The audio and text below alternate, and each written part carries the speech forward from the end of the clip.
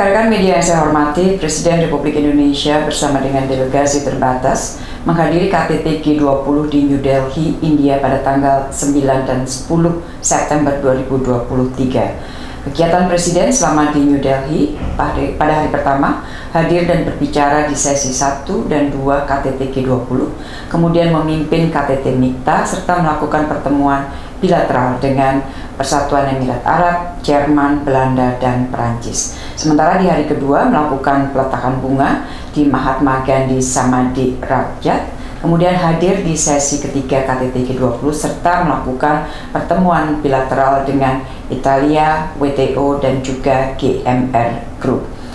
Rekan-rekan, pada sesi 1 KTT G20 yang mengambil tema One Earth, Bapak Presiden menyampaikan perlunya upaya masif dan radikal untuk mengatasi perubahan iklim.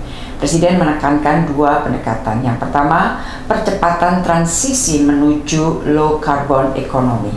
Presiden menilai komitmen negara maju masih terbatas retorika dan di atas kertas, baik untuk pendanaan climate sebesar 100 miliar US dollar per tahun maupun fasilitas pendanaan loss and damage. Untuk itu Indonesia mendesak pentingnya alih teknologi untuk investasi hijau.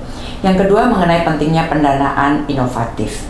Bapak Presiden mengatakan sinergi pemerintah dan swasta akan menjadi game changer seperti G20 Bali Global Blended Finance Alliance, Just Energy Transition Partnership juga harus diperluas dan diperbesar.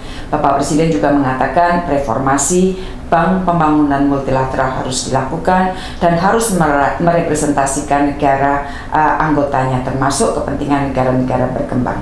Dalam sesi 1 ini, Presiden juga menyampaikan apa yang sudah dilakukan Indonesia di tahun 2022, antara lain menekan laju deforestasi hingga 104.000 hektar, melakukan rehabilitasi hutan dan lahan seluas 77.000 hektar, dan melakukan restorasi mangrove seluas 34.000 hektar.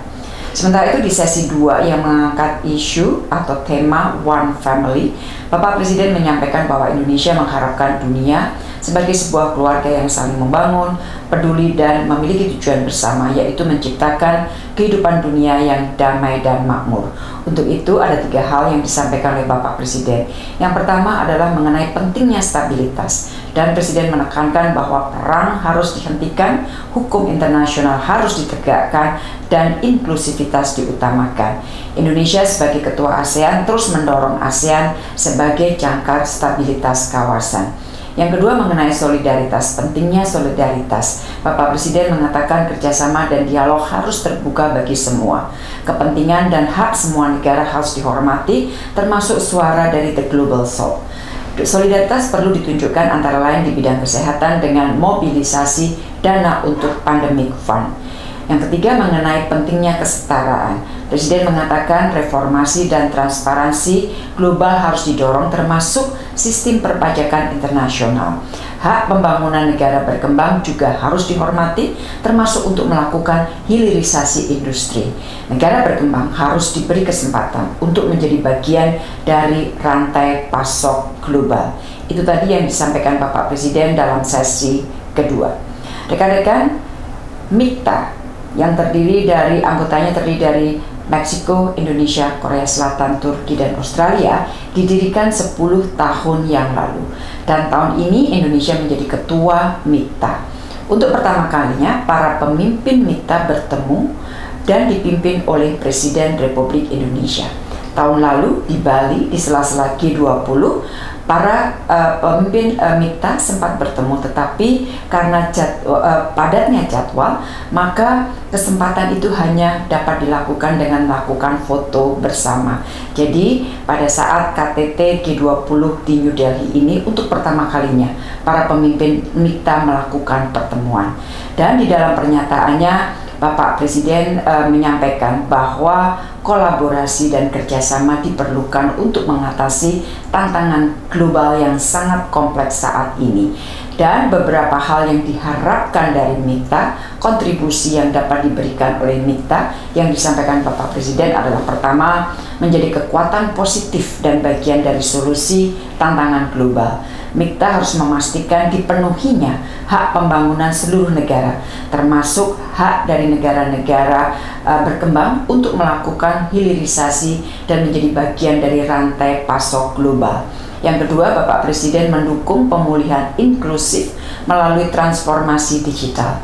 Presiden menyampaikan bahwa ASEAN telah memiliki Digital Economic Framework Agreement atau DEFA yang dapat melipat gandakan ekonomi digital hingga 2 triliun US dollar di tahun 2030. Yang ketiga, Bapak Presiden menekankan promosi atau pentingnya terus mempromosikan multilateralisme melalui reformasi tata kelola global yang mengakomodasi kepentingan negara berkembang. Dan terakhir, Bapak Presiden mengatakan bahwa MIKTA harus terus menjadi bridge builder dan peacemaker. Sementara itu teman-teman, Presiden melakukan pertemuan bilateral dengan Jerman, Belanda, Prancis, dan Italia. Dan satu dari beberapa isu yang diangkat Bapak Presiden pada saat bertemu dengan negara-negara tersebut adalah mengenai mengenai aksesi Indonesia untuk menjadi anggota OECD dan memintakan dukungan negara-negara tersebut bagi Indonesia untuk menjadi menjadi anggota OECD. Respon yang diberikan oleh negara-negara tersebut cukup positif. Isu lain yang dibahas adalah keberatan Indonesia terhadap EUDR, EU Deforestation Regulation, dan permintaan Indonesia agar proses benchmarking dilakukan secara transparan. Negara-negara tersebut mencatat dengan baik dan akan terus mempertimbangkan masukan Indonesia. Sementara itu, pertemuan dengan Dirjen WTO, Bapak Presiden menekankan bahwa WTO harus lebih memperhatikan kepentingan negara berkembang dan sengketa-sengketa kasus dagang akan diselesaikan Indonesia melalui mekanisme WTO. Dan terakhir, dengan Ketua GMR Group, pertemuan membahas investasi GMR dalam pengelolaan dan pembangunan Bandara Kuala Namu berbasis energi terbarukan serta pengembangan Bandara Kertajati yang disiapkan sebagai e-commerce hub. Rekan-rekan, dalam kunjungan ini saya juga secara terpisah melakukan pertemuan dengan Menteri Luar Negeri Amerika Serikat dan membahas berbagai isu kawasan dan global. Amerika Serikat menyampaikan selamat dan apresiasi tinggi atas leadership Indonesia dalam KTT ke-43 ASEAN dan KTT lainnya.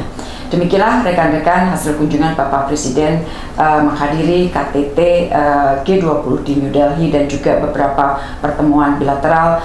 Dan kalau kita lihat secara keseluruhan, maka message yang dibawa oleh Bapak Presiden antara lain adalah terus memperjuangkan suara negara berkembang, suara the global south, dan juga message mengenai masalah perdamaian terus dibawa oleh Bapak Presiden. Demikian, terima kasih.